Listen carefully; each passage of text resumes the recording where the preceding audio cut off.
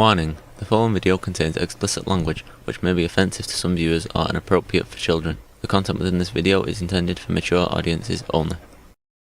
Warning: this video will contain spoilers for the 2024 Christmas film, Red One. It may also include discussions and images related to sensitive subjects such as sex, violence, and drug use. If you choose to continue watching, you are accepting responsibility for that decision. Thank you, and please have a great day.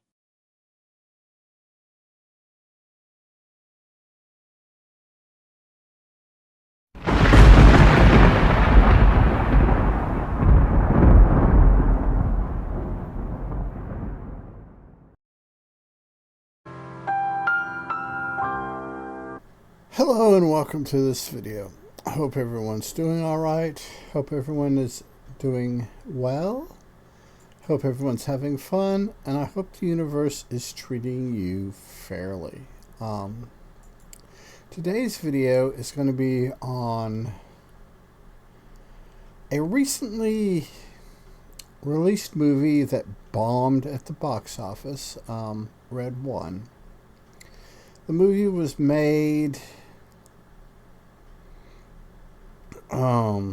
for between $200 and $250 million. It brought in $167 million. Yes, it is a flop. Financially speaking, it is a flop. The movie was released November 6th, 2024 in the United Kingdom. It was released November 15th, 2024 here in the States, and premiered December 12th, 2024 on Amazon Prime for streaming. So yeah, they pulled it out of theaters really quick and got it onto streaming to try to save some money, make some money on it. I enjoyed it. I did. I really liked it. It's one of those ones where I think a lot of the negative stuff that's came out on it is because people are overthinking it. It's a sit down, turn your brain off, you see what you get. Don't think into it, just enjoy it. It's a comedy. It's action adventure comedy. It's not meant to have any great philosophical anything. It's just a silly, goofy Christmas story. And they do a pretty good job of balancing between a goofy kids movie and G-rated adult entertainment. And yes, I can understand why it lost so much money in the movie theater. A lot of it is because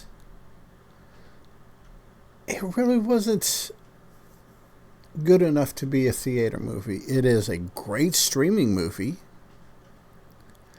I kind of think that, and like I said, this is just my opinion, looking at the numbers, that they made it. They realized they spent basically almost a $250 million on this movie. They dumped it in the theaters to get a whole bunch of quick cash so they wouldn't have to wait as long to recoup their cost on streaming. I really think that maybe dumping this movie into the theaters was an afterthought, because it's, like I said, for a streaming movie, it's a great movie. And it has all the right people in all the right roles. You got Dwayne Johnson, Chris Evans, Lucy Liu, J.K. Simmons. Yeah, and the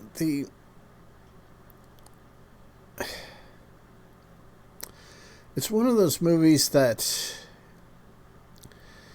you, about 2 minutes into the credit, about 2 minutes after the opening credits, you know exactly where this movie's going. You know exactly how it's going to resolve. You know, but it's told solid. It's a good, solid story. They stay basic. They keep it basic.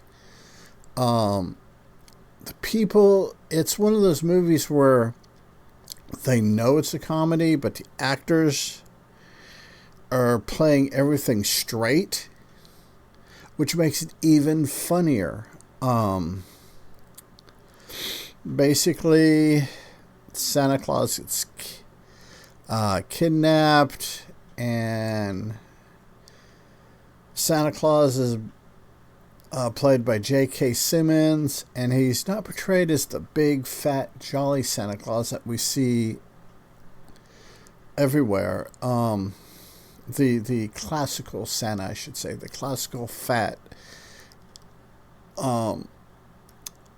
Simmons Santa Claus is cut. I mean, he's cut. He's got some guns on him. Dwayne Johnson is like part of his security detachment. There's a fun little thing in here, which is a nod to Johnson's Fast and Furious movies, and that his character's name in the movie is Cullum Drift. Yes, it's a nod. Evan's character is Jack O'Malley.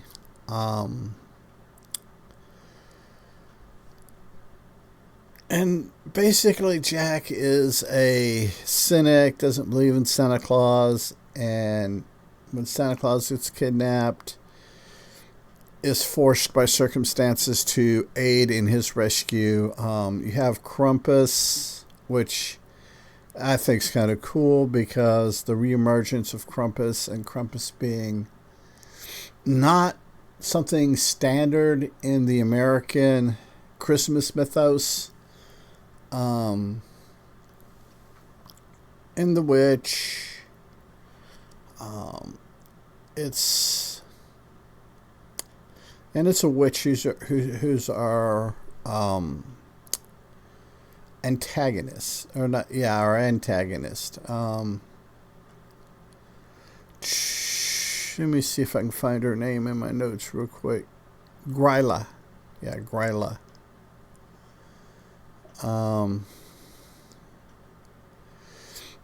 And she's doing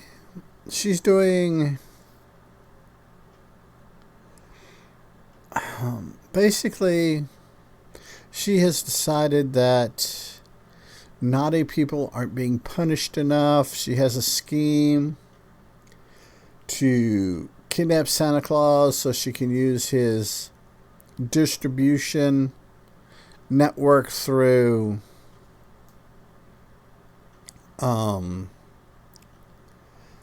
the magic of Christmas, I guess, to deliver these magical snow globes that trap evil people inside them.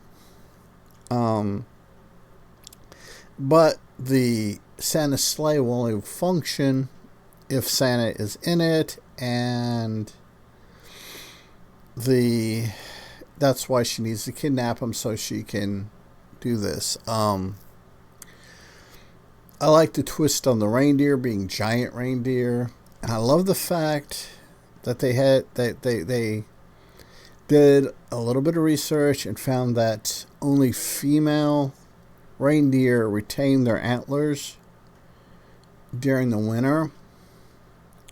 So all of Santa's reindeer are female, and he refers to both him, Santa's code name for the security for ELF, which is their enforcement, logistics, and fortification, kind of CIA or Secret Service equivalent, I guess. And, ELF. And so his code name is Red One, ergo the title of the movie. They go and they have some adventures with Krampus. There's a great scene where they're doing a slap fight, in which through his sneakiness, underhand stuff, helps facilitate an escape from Krampus's lair with Don Johnson's character. And Krampus and it's revealed for this particular Christmas mythology that Krampus is Saint Nick's brother. Now, I don't know enough about Krampus, the actual mundane Krampus stuff, other than he punishes bad kids. So I don't know about that. It's not one of those things that I've wanted to jump in. I don't have enough energy to learn anymore. Or not really energy. It's just not something that piques my interest to learn more about. At some point, I might give it a whirl, but I doubt it. There's and Grayla almost succeeds, and there's a wonderful montage where they defeat the witch, and they save Christmas by the skin of their teeth, in which Santa's doing his thing, just boom, boom, boom, boom. And it's kind of reminds me of the DC Comics Speed Force, the Flash uses, that he can do all these amazing things, travel at these huge super speeds, but he needs a lot of energy. He's going through calories. So that's the reason why we leave the cookies and stuff out, so he can keep his energy level up and maintain his thing, which I thought was a cool nod. Though it's not explicitly said, it's just, you kind of get that feeling by maybe normal people don't. It's just, I'm a real big comic book fan, and especially some of your DC. There are a few Marvel characters, but I'm mainly a DC guy, and I don't throw any shade at Marvel, because Marvel, they tell good stories, they're good solid stories, but they're just not my cup of tea on a regular basis. But DC is my thing, because it's more fantasy, and because it's more fantasy, they have looser rules to play with. And that's kind of what they do in this movie with Santa, how Santa delivers all the presents. And there's this montage of Santa doing it, and the support system that enables him to do it, and it's just a really cool montage. Like I said, it's at the end of the movie. It's cool though. The movie opens up. You have the introduction of Chris Evans' character as a kid and being just a dick. Then we have a time jump of about 30 years, and you start out at the mall. It's a mall Santa. Simmons is doing the mall Santa thing. He's doing that.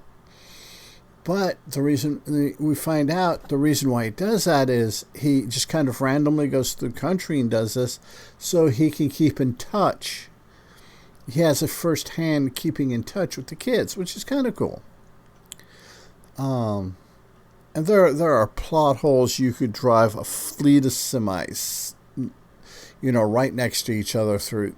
But if you tried to go and do all this and do that and make sure there weren't any plot holes, the movie wouldn't be the fun, enjoyable romp that is. And that's what it is. It's not meant to change the world. It's not meant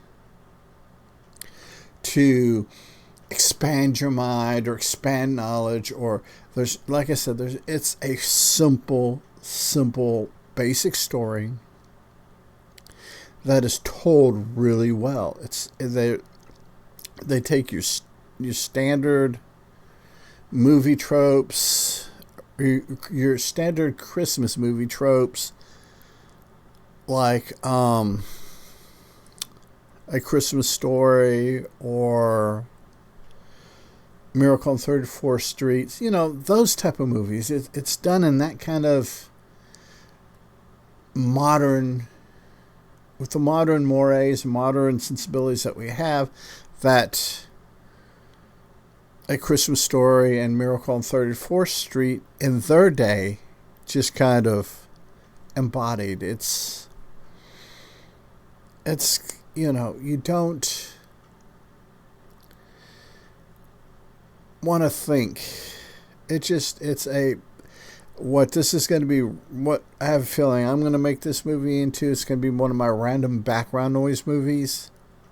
I've got about 4 or 5 that I do. Like if I'm doing stuff around the house, I'll turn the TV on while I'm doing the stuff around the house, doing laundry, sheets, what have you. And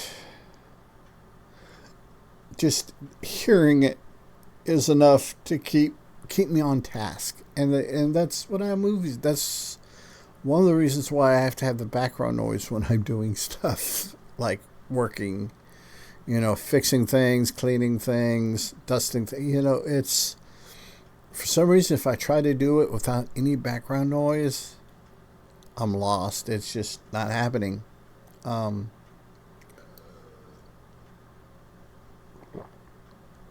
I get easily sidetracked. And this is going to be one of those movies. This is going to be one of those movies that fits into that slot. Like I said, and I've said this over and over, and it's probably getting repetitive for you watching the video at this point. Don't think about it. Just watch it. Just enjoy it for what it is. Enjoy the acting, enjoy the nonsense, the stupidity of it all, and just enjoy it. I would highly recommend this movie to anybody, as long as you don't overthink it. It's a great. I just want to forget about the world around me for 2 hours and 3 minutes. And I'm good. And for me, when I watched it, the time flew by. Because I was able to just sit down, turn the brain off, and watch it, enjoy it. Because anytime I see something like that, saw the ads, the trailers and stuff, I was like, yeah, okay. This is just going to be a goofy movie. It's just goofing on the whole Christmas, thing. It touches a little bit on the Hallmark Christmas movie sappiness, and watch it. I'm going to go ahead and we're going to wrap this up here. Like I said, it's just a good movie, just a good goofy movie. So remember, to be a good human, Be good to other humans. Peace. Hey, it's 10 p.m. Do you know where your children are?